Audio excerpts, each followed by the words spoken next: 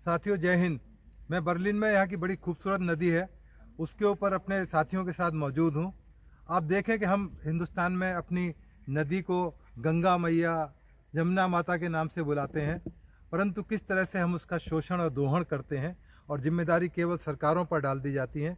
उसका एक नमूना देखिए, किस तरह से यहाँ पर बिल्कुल टूरिस्ट आते हैं, अपना एंजॉय करते हैं, रेलिश करते हैं, बत्तखें तैर रही हैं, खूबसूरती है।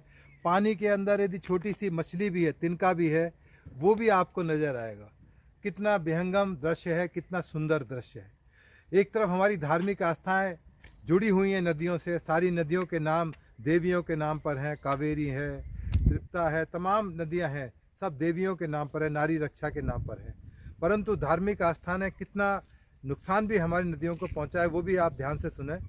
क्योंकि जब हम इसमें तमाम तरह की गंदगी डालते हैं, तमाम तरह की राख डालते हैं, डेड बॉडी शमशान घाट की तमाम जितनी भी अस्थि विसर्जन है सब नदियों के अंदर कर दी जाती है।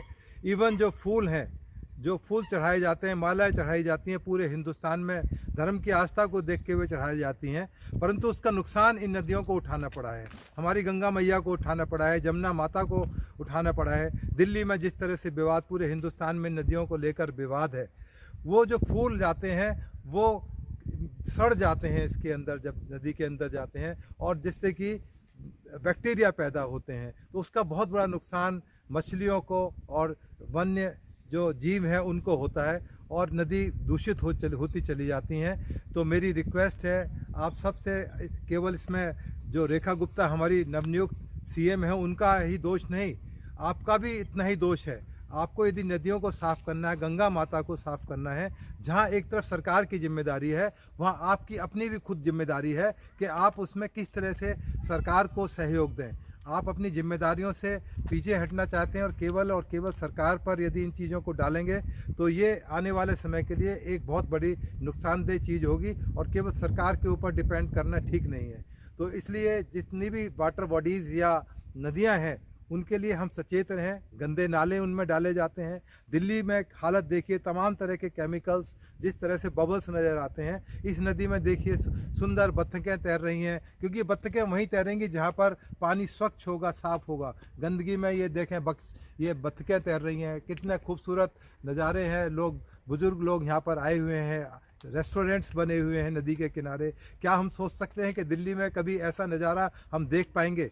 तो हमारे लिए एक सपना है। मैं उम्मीद करता हूं कि नई सरकार इस बारे में बहुत ज़्यादा नहीं तो कुछ अच्छा पहल करेगी। इसको जो बैंक्स हैं उसको टूरिस्ट प्लेस की तरह इस्तेमाल करेगी। जिस तरह यहाँ तमाम रेस्टोरेंट्स की चेन है, सैटरडे संडे के दिन यहाँ पर तमाम जितने भी बर्लिन के लोग आते हैं, अपने फैमिलीज़ के साथ आते हैं, बच्चों के साथ आते हैं, यहाँ पर एंजॉय करते हैं। तो जो हमारी नदियों की स्थिति है, ये एक हमारे लिए एक सीख की बात है कि हम इसको दूषित ना करें, और ये सरकार की जिम्मेदारी नहीं, मेरी, आपकी और तमाम दिल्ली वालों की जिम्मेदारी है कि इस गंदगी को दूर रखें। और जिस तरह से हम अपनी धार्मिक आस्था ज़रूर रखें, परंतु उसके साथ ये भी ध्यान रखें कि हमारी जो नदियां हैं वो दूषित ना हों। तो उम्मीद करता हूं कि दिल्ली वासी ज़रूर इन नदियों को साफ़ करने के अंदर, चाहे हमारी गंगा मैया है और दिल्ली के अंदर यमुना माता बहती है, उसको सफाई करने के लिए पूरा सहयोग दें, जिससे कि ये अच्छे ढंग से साफ़ सुथरी रह सके। प्लास्टिक का कचरा आप देखिए, यहाँ पर एक भी प्लास्टिक नहीं है, कोई थैली, इस तरह की गंदगी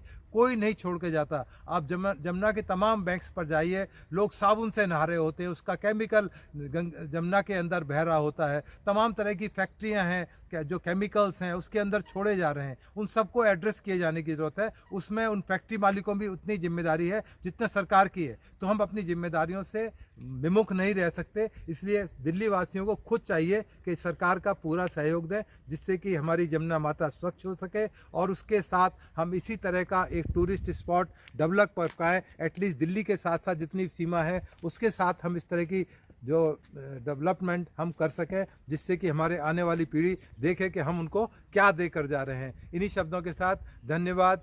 हिंदुस्तान आकर दिल्ली की यमुना की स्थिति हम फिर देखेंगे, क्या उसमें कुछ सुधार आया है, क्योंकि ये एक बहुत बड़े मुद्दे के रूप में छाया हुआ है, और इवन सरकार भी चली गई है। ये भी एक बहुत बड़ा अहम मुद्दा रहा है। तो क्या इस मुद्दे पर नई सरकार कुछ काम करेगी? तो इस उम्मीद के साथ जय हिंद साथियों, जय हिंद, जय भारत।